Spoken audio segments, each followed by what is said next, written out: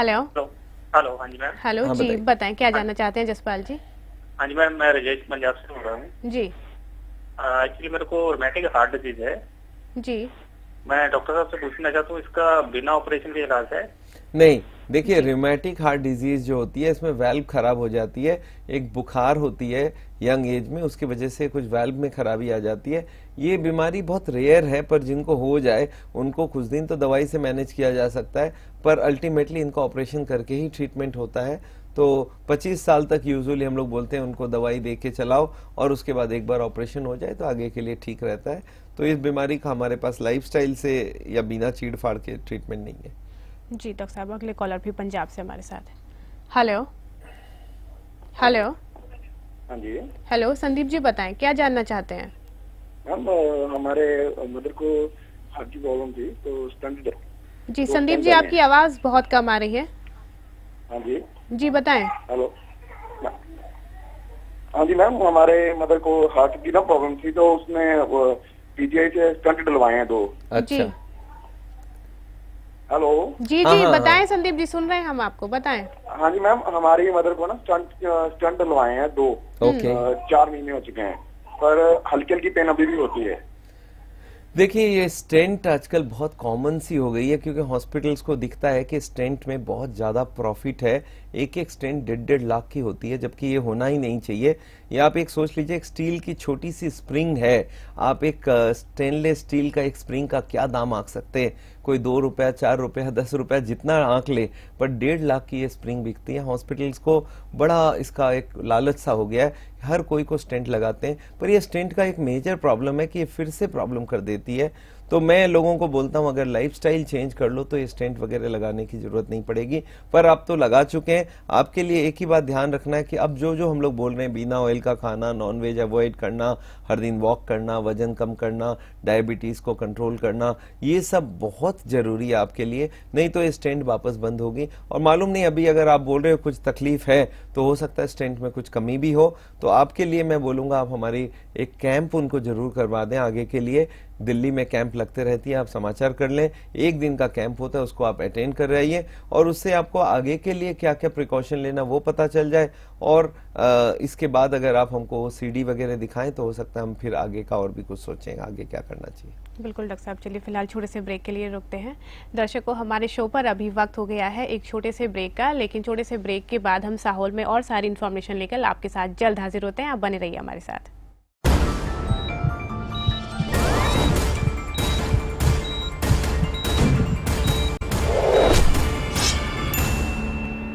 Break के बाद आप सभी का साओल में एक बार फिर से बहुत बहुत स्वागत है। डॉक्टर साहब, अगले कॉलर पंचकुला से हमारे साथ जुड़ चुके हैं। हेलो। हाँ जी। हाँ जी। हेलो। नाब सिंह जी, बताएं क्या जानना चाहते हैं? हाँ जी मैडम, मेरे को ना कुछ हार्ट बीट का प्रॉब्लम होता है। जी तो जब सोता हूँ ना, सोने से होता है ये। जी देखिए ये जो हार्ट बीट बढ़ जाना सोते वक्त, इसको बोलते हैं हमारे भाषा में पैल्पिटेशन। और ये हार्ट बीट, धड़कन तेज होना, ये हार्ट की बीमारी का लक्षण हो सकता है। तो इसके लिए आपको एक चेकअप कराना चाहिए। एक तो लिपिड प्रोफाइल कराइए और एक सीटी कोरोनरी स्कैन कराइए। वैसे कभी कभी एंजाइटी की वजह से भी हार्ट बीट बढ़ सकता है, पर अगर ये आपको बार बार हो रहा है तो आप ये दोनों टेस्ट कराएं। सीटी कोरोनरी स्कैन जो सिर्फ 7,000 में हो जाती है दिल्ली में, और एक आप कराइए लिपिड प्रोफाइल जो 400-500 रुपए में हो जाती है। जी, अगले कॉलर कैलकाटा से डॉक्टर साहब। हेलो। हेलो। शिव कुमार जी, बताएं क्या जानना हम चाहते कलकत्ता हैं? से बोल रहे हैं। मेरा ईसीजी किए हैं हम। दर्द है छाती पे, तो उसमें है एक्सिस नॉर्मल है, मगर राइट बंडल ब्लॉक लिखा हुआ है। हाँ, हाँ। तो सर ये क्या होता है, इसका क्या देखिए, प्रॉब्लम सब तक? राइट बंडल ब्रांच ब्लॉक जो होता है, ईसीजी में खराबी आती है। इसका मतलब है हार्ट की जो कंडक्शन सिस्टम है, हार्ट के अंदर कुछ इलेक्ट्रिकल लाइंस होती है, उसमें गड़बड़ है। और इसका मतलब ये भी होता है कि हो सकता है आपके हार्ट में और भी कहीं पे ब्लॉकेज हो, कोई हार्ट के आर्टरीज में ब्लॉकेज हो। तो इसलिए आपको यही एडवाइस रहेगा, अपनी लिपिड प्रोफाइल कराइए और सीटी कोरोनरी स्कैन कराइए। उससे ये पता चल जाएगा आपके अंदर कोई और बड़ी बीमारी है कि नहीं है। और अगर कोई ब्लॉकेज नहीं है तो आपकी राइट बंडल ब्रांच ब्लॉक बहुत कोई खतरनाक चीज नहीं है। पर बंगाल के लोगों के लिए मैं बता दूं, बहुत सारे लोग वहाँ पे सरसों का तेल यूज करते हैं, एक मेजर कारण माना जाता है उनके ये जो कंडक्शन सिस्टम में कमी होने के लिए। तो तेल का इस्तेमाल बंद करें और जितनी भी नॉन वेजिटेरियन फूड है उनको छोड़ दें, तो ये हार्ट के लिए सबसे सेफ रहेगा आपके लिए। बिल्कुल, एक बार फिर आप सभी दर्शकों को बताना चाहती हूँ कि हार्ट रिलेटेड सारी प्रॉब्लम्स के बारे में जानने के लिए आप अपने टीवी स्क्रीन पर दिए गए नंबर्स पर कॉल करके फ्री डीवीडी मंगवा सकते हैं और सब कुछ जान सकते हैं कि हार्ट प्रॉब्लम क्यों होता है, कैसे होता है और साथ ही किस तरीके से आप इस प्रॉब्लम से बच सकते हैं। डॉक्टर साहब, अगले कॉलर वेस्ट बंगाल से हमारे साथ। हेलो। हेलो जी बताएं पिंकू जी, क्या जानना चाहती हैं? मैं जानना चाहती हूँ, मेरे हस्बैंड का बीपी बढ़ा हुआ रहता है, जी तो क्या इससे उनका मैंने हार्ट में कुछ प्रॉब्लम हो सकता है? जी यस, आई थिंक अगर हाई ब्लड प्रेशर रहता है और उसको आप कंट्रोल नहीं करते हैं, ब्लॉकेज बनाने में मदद करती है। तो आपसे यही आपको एडवाइस देंगे कि आप उनका ब्लड प्रेशर 120-80 लाने का कोशिश करिए। उसके लिए नमक कम कर दें खाने में और जितना हो सके तेल और नॉन वेजिटेरियन फूड को अवॉइड करें। इनको हर दिन 35 मिनट वॉक करवाइए और अगर इनको चलते नहीं है तो 35 मिनट चलने के साथ साथ उनको एक्सरसाइज भी करवाएं, कुछ योगा मेडिटेशन करवाएं, टेंशन कम करवाएं। इससे ब्लड प्रेशर कंट्रोल पूरी हो जाती है। अगर ना हो तो दवाइयां ले ले। और इसके संग अगर हाई ब्लड प्रेशर है और आप जानना चाहते हैं हार्ट की बीमारी अभी कहां तक पहुंची है, तो आपको एडवाइस रहेगा एक सीटी कोरोनरी स्कैन करवाएं। ये कलकत्ता में हमारी ऑफिस है, वहां से कांटेक्ट करके आप 7,500 रुपए में टेस्ट करवा सकते हैं, जिससे ये पता चल जाए आपकी ब्लॉकेज कितनी है, अभी तक कोई गड़बड़ हो गई है या नहीं हो गई है। जी, अगला कॉल हरियाणा से डॉक्टर साहब। हेलो। हेलो जी बताएं, क्या जानना चाहते हैं? मैं निहाल सिंह बोल रहा हूँ करनाल से। जी हेलो हाँ जी निहाल जी जी बताएं, बोलिए। निहाल जी बताएं, क्या सवाल है आपका? मेरा सवाल ये है कि मैं बेसिकली मेरे को एक बार हार्ट अटैक आया था, जी उसके बाद मेरे को स्टंट डले, लेकिन 3 साल के बाद फिर वो स्टंट ब्लॉक हो गए, तो फिर बाईपास सर्जरी करानी पड़ी अपोलो हॉस्पिटल में। तो मैं ये जानना चाहता हूँ कि अब लेटेस्ट जो है वो मुझे क्या मेजर प्रिकॉशन लेने चाहिए ताकि ये रिपीटेशन ना हो। देखिए, एक बहुत कॉमन सा आजकल बात हो गया, पहले स्टेंट लगा लो फिर बाईपास सर्जरी कर दो, और ये बहुत कॉमन सी बात है। फिर अगर हो जाए फिर और स्टेंट लगा लो फिर बाईपास कर लो। मेरे पास ऐसे लोग हैं जो 2 बाईपास सर्जरी 8 स्टेंट लगा लिए हैं, और कल भी कोई एक को मिला था, बोला 8 स्टेंट मैंने लगाया, कोई 12 स्टेंट तक मैंने देखा हुआ है। इनफैक्ट हमारे देश के प्रधानमंत्री हैं, उन्होंने एक बाईपास सर्जरी कराया, फिर स्टेंट लगाया, फिर बाईपास कराया। ये कॉमन सी बात हो गई है, पूरी सिस्टम ऐसी हो गई है कि लग रहा है ये नॉर्मल है कि ये तो होना ही चाहिए। ब्लॉकेज बढ़ना जो अगर चालू रहेगा तो ये तो होता ही जाएगा।